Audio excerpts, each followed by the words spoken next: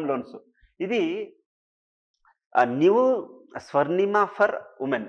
Okay, అంటే under the scheme women belonging to the backward classes living below the double the poverty line can obtain a loan of 1 lakh at 5% per annum.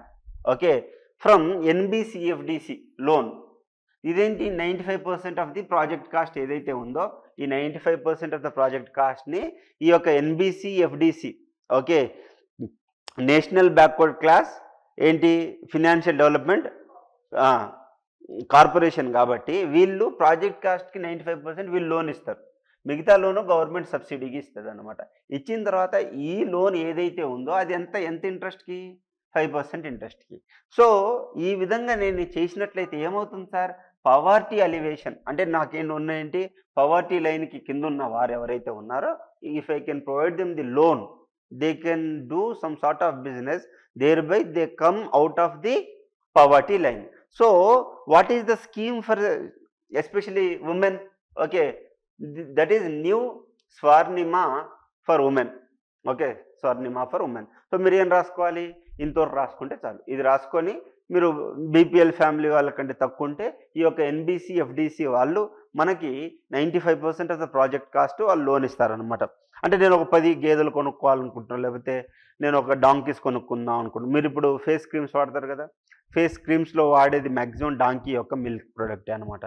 Okay, so వాటికి freezers కావాలి. Donkey పాలు తీయంగానే with in like 10 to 15 మినిట్స్లో దాన్ని freeze చేయకపోతే అది పాడైపోతాయి అన్నమాట. ఓకే, సో ఆ విధంగా ఉంటుంది. సో అదంతా ప్రాజెక్ట్ కాస్ట్కి 95% ఎవరు ఇస్తున్నారు, NBCFDC వాళ్ళు ఇస్తున్నారు. ఎవరికి, బ్యాక్వర్డ్ క్లాస్ ఉమెన్కి ఇస్తున్నారు, those who are below poverty line. Okay, the scheme name is new Swarnima for especially BCs, not for everyone. The scheme is for BC women. Okay, we're discussing about BC, so BC only. Next Saksham, ఇంకో scheme ఏంటంటే Saksham.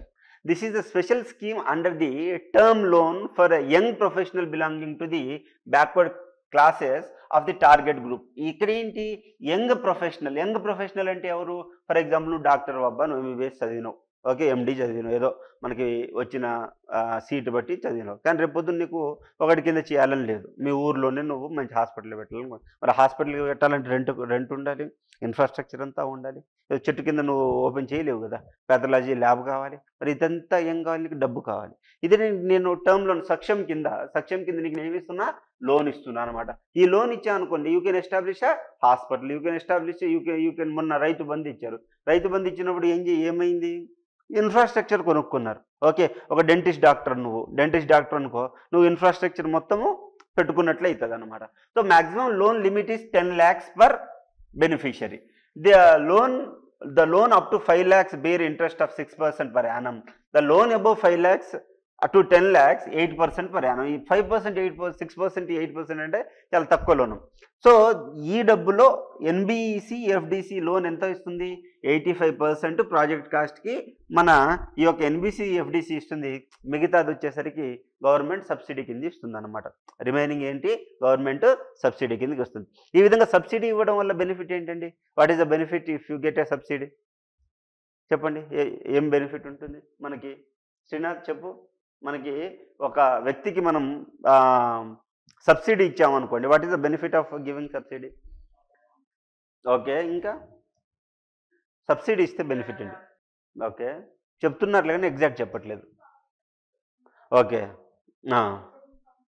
Okay, ఇంకా main ఉద్దేశం ఏంటంటే it is encouraging అన్నమాట. Monetary benefits ఇస్తున్నారు కాబట్టి, okay, cheaper ప్రైస్కి వస్తుంది కాబట్టి నీకేమవుతుందంటే you will show interest to take up a activity without like already ఆయన BC, ఆల్రెడీ ఆయన SC ST, ఆయనకి బిజినెస్ చేయాలన్న ఆలోచన ఉండదు, లాస్ వస్తుందేమో అని చెప్పేసి భయం ఎక్కువ ఉంటుంది కాబట్టి వీళ్ళు ఈ విధంగా చేస్తారన్నమాట. ఓకే, సో మనకున్న స్కీమ్ పేరు ఏంటి, సక్షం స్కీము.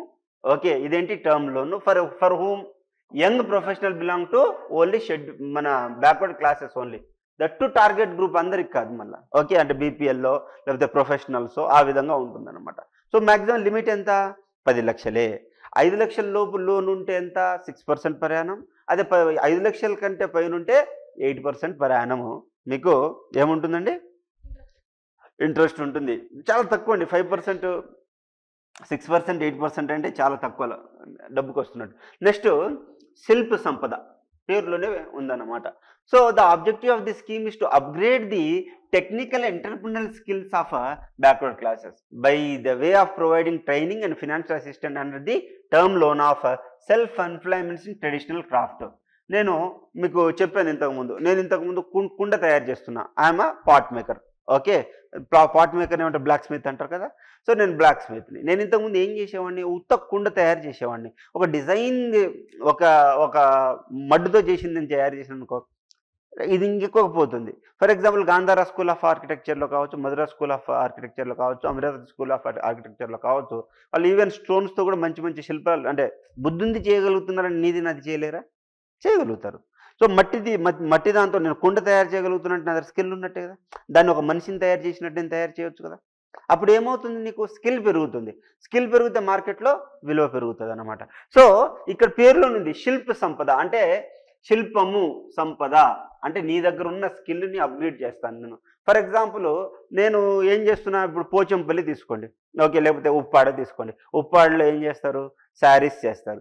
ఇప్పుడు వాళ్ళు కొన్ని మెథడ్ చేస్తారు, నేను వాళ్ళకి కొన్ని ట్రైనింగ్ ఇచ్చా. మధ్య మధ్యలో గోల్డ్ తీగలు ఎలా పెట్టాలి, సిల్వర్ తీగలు ఎలా పెట్టాలో ఒక అడ్వాన్స్ టెక్నాలజీ నేర్పించా. అప్పుడు ఆయనకు 10,000కి అమ్మేది ₹1,00,000 అమ్ముతాడు కదా. దాని ద్వారా అక్కడ జిఐ ట్యాగ్ వస్తుంది, ఆ యొక్క ప్రొడక్ట్స్కి మార్కెట్లో మంచి డిమాండ్ వస్తుంది, పవర్టీ తగ్గుతుంది, ఆ ఊరికి మంచి పేరు వస్తుంది, కాబట్టి టూరిజం పెరుగుతుంది అనమాట. ఓకే, టూరిజం పెరుగుతుంది. సో దేర్ బై ఎందుకు ఇది ఎంప్లాయ్మెంట్ ఇన్ ట్రెడిషనల్ క్రాఫ్ట్స్.